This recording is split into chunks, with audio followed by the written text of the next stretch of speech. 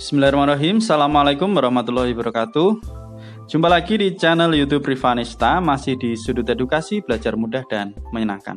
Bagaimana kabar adik-adik sekalian, khususnya siswa-siswi kelas 4? Semoga selalu dalam keadaan sehat ya, karena dengan kondisi yang sehat pastinya kita bisa melakukan berbagai kegiatan yang kita inginkan. Dan dengan keadaan sehat pula, kita bisa belajar bersama untuk membahas soal-soal dari buku ISPS atau Erlangga Street Point Series untuk SD atau MP kelas 4 ya, khususnya untuk muatan pelajaran matematika.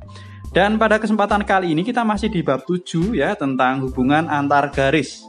Dan kali ini kita sudah sampai di latihan yang ke-5 ya, latihan 5 itu adalah mengidentifikasi sudut yang terjadi jika dua garis jajar dipotong oleh sebuah garis ya. Jadi kemarin kita sudah belajar tentang apa itu garis, kemudian garis sejajar itu apa, garis berpotongan itu apa, dan garis berimpit ya. Itu di latihan 1 sampai dengan latihan 4. Dan kali ini kita akan mempelajari tentang sudut yang terjadi jika dua garis jajar dipotong oleh sebuah garis ya. Ini sedikit saya ulas materinya adik-adik sebelum kita mengerjakan soal yang ada ya. Jadi coba kita lihat di sini ada dua buah garis yang sejajar. Nah, kemudian dipotong oleh sebuah garis. Nah, maka akan terbentuk sebuah sudut ya. Ini sudah diberikan nomor 1, 2, 3, 4, 5, 6, 7, 8 ya. Oke, di sini ada beberapa sudut yang terbentuk, diantaranya ada sudut-sudut sehadap, sudut dalam berseberangan, sudut luar berseberangan, dan sudut bertolak belakang. Coba kita lihat di sini. Sudut sehadap. Nah, itu memiliki besar yang sama. Jadi dia menghadap yang sama. Coba kita lihat di sini ya. Contohnya adalah sudut 1 ini sehadap dengan sudut 5 ya. Jadi menghadapnya sama. Nah, kalau sudut sehadap ini besarnya pasti sama ya, besar sudutnya ya. Kemudian yang sehadap lagi mana? Sudut 2 misalnya ya. Sudut 2 itu dia sehadap dengan sudut 6. Ini juga sehadap. Kemudian sekarang sudut 3. Kira-kira yang sehadap dengan mana? Sudut 3 kita lihat di sini ya. Ini sama dengan sudut 7, menghadapnya ke sini semua ya. Kemudian yang terakhir sudut 4. Nah, ini menghadapnya ke sana, ini sama dengan sudut 8 ya. Seperti itu ya, Dede. Ini sudah ada penjelasannya di sini juga. Jadi kita lihat yang namanya sudut sehadap berarti menghadapnya sama dan besar sudutnya sama. Kemudian yang kedua ada sudut dalam berseberangan. Sudut dalam berseberangan berarti sudutnya ada di dalam dua buah garis jajar ya. Nah, ini namanya sudut dalam, ini namanya sudut dalam, sedangkan ini namanya sudut luar. Yang di luar garis sejajar itu namanya adalah sudut luar. Ya, ini sudut dalam. Nah, sudut dalam berseberangan itu, nah ini ya namanya saling berseberangan, memiliki besar yang sama juga. Contohnya sudut 3 sama dengan sudut 5. Nah ini ya, ini berseberangan, sudut 3 sama dengan sudut 5, besarnya sama. Kemudian sudut 4, ini berseberangan dengan sudut 6, ini besarnya juga sama. Ini namanya sudut dalam berseberangan. Selanjutnya sudut luar berseberangan, berarti tadi ya, sudut luar itu berarti di luar garis jajar ini ya. Nah ini berarti yang berseberangan itu sudut 1 sama dengan sudut 7 ya. Ini berseberangan, sudut luar berseberangan. Ini besar sudutnya juga sama. Kemudian sudut 2 itu besarnya sama dengan sudut 8. Ini adalah sudut luar berseberangan. Jadi 1 dengan 7, 2 dengan 8. Ini besar sudutnya sama ya kalau sudut luar berseberangan. Dan yang terakhir ada sudut bertolak belakang. Nah, bertolak belakang atau basa Jawa ini ungkur-ungkuran ya.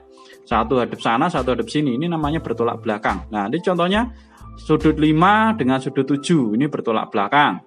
Sudut 6 sama sudut 8. Ini juga bertolak belakang ya. Satu hadap sana, satu hadap sana. Satu hadap sana, satu hadap sana. Jadi berlawanan ya arahnya. Itu memiliki besar yang sama. Jadi sudut yang bertolak belakang itu besar sudutnya juga sama. Ini ya, sudut 1 dengan sudut 3. Ini juga besar sudutnya sama karena bertolak belakang.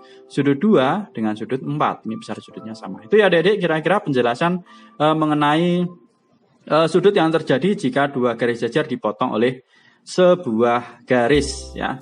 Oke, sekarang untuk lebih memantapkan materi yang sudah kita pelajari tadi, di sini ada latihan 5, yaitu mengidentifikasi sudut yang terjadi jika dua garis jajar dipotong oleh sebuah garis. Ini kalau tadi bentuk garis sejajarnya adalah horizontal. Nah, sekarang ini garis sejajarnya itu dibuat miring atau diagonal ya. Kemudian yang memotong itu horizontal.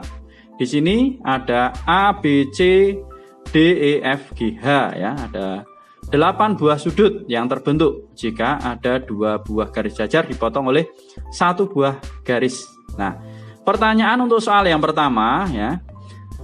Pasangan sudut yang sehadap. Nah, berarti menghadapnya sama ya. Berarti sudut mana dengan sudut mana saja. Nah, sudut A ini sehadap dengan sudut C ya. Atau saya tuliskan ya adik-adik di sini sudut A dengan sudut C. Kemudian sudut B itu sehadap dengan sudut D. Kemudian sudut E sehadap dengan sudut G. Sudut F sehadap dengan sudut H ya ini. Di sini sudah saya tuliskan ya adik-adik. Sudah saya coret-coret tadi. Nah ini untuk pasangan sudut yang sehadap. Jadi sudut A dan sudut C, sudut B dan sudut D, sudut E dan sudut G, sudut F dan sudut H. Itu pasangan sudut yang sehadap ya. Kita lihat hadapnya sama. Berarti dia memiliki besar sudut yang sama. Selanjutnya untuk yang kedua, pasangan sudut yang saling bertolak belakang. Lah, bertolak belakang tadi ungkur-ungkuran tadi ya. Ingat-ingat itu bertolak belakang. Lah, berarti saling membelakangi. Ini berarti sudut A bertolak belakang dengan sudut F. Kemudian sudut B bertolak belakang dengan sudut E. Sudut C bertolak belakang dengan sudut H. Dan sudut D bertolak belakang dengan sudut G. Nah, ini untuk yang nomor 2 juga sudah saya tuliskan ya adik-adik. Ya, setelah kita lihat gambar, nah ini jawabannya seperti ini ya. A dan F, kemudian B dan E, sudut C dan sudut H, dan sudut D dengan sudut G. Itu yang kedua. Selanjutnya untuk soal yang ketiga, sudut yang sehadap dengan sudut B. Nah, tadi sudut sehadap sudah kita bahas semua, ya ini ditanyakan ulang. Sehadap berarti menghadapnya sama. Nah, sudut B kita lihat di sini menghadapnya ke sana. Kira-kira sama dengan mana? Sama dengan sudut D. Nah, maka sudut yang sehadap dengan sudut B adalah jawabannya sudut D ya. Saya tuliskan aja di sini, langsung aja ya adik-adik. Berarti sudut D pakainya huruf kecil. Nih. Kemudian untuk yang nomor 4, sudut dalam berseberangan yang besarnya sama dengan sudut D. Sudut dalam berseberangan ya.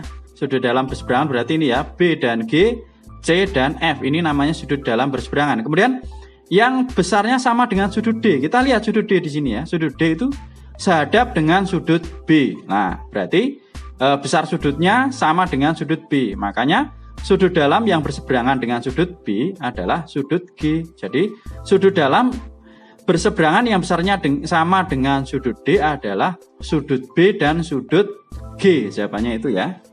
Jadi jawabannya adalah sudut B dan sudut G. Nah, ini ya jawabannya adik-adik untuk yang nomor 4.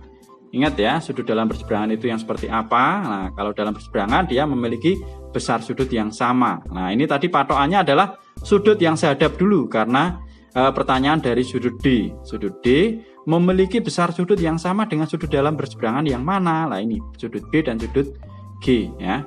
Kalau terlalu cepat mungkin bisa dipahami terlebih dahulu ya adik-adik. Ingat-ingat pokoknya sudut sehadap, sudut dalam berseberangan, sudut luar berseberangan, sudut bertolak belakang. Itu memiliki besar sudut yang sama ya. Kalau bertolak belakang, kalau berseberangan, sehadap, ataupun sudut luar ataupun sudut dalam berseberangan.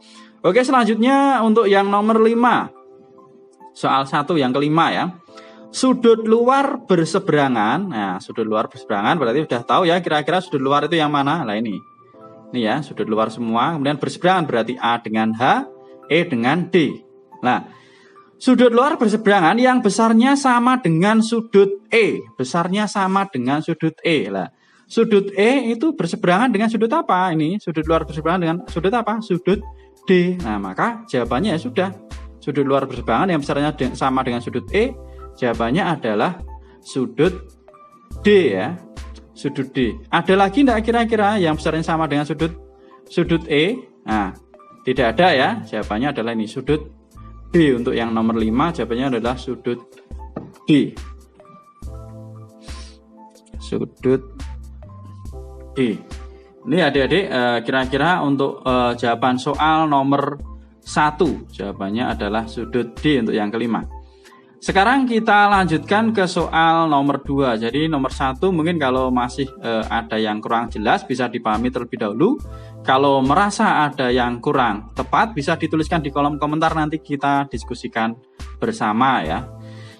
Nomor 2, tentukan besar sudut berikut berdasarkan gambar di samping. Jadi kalau mempelajari sudut itu kita harus teliti yang jelas ya, teliti dan hati-hati ya.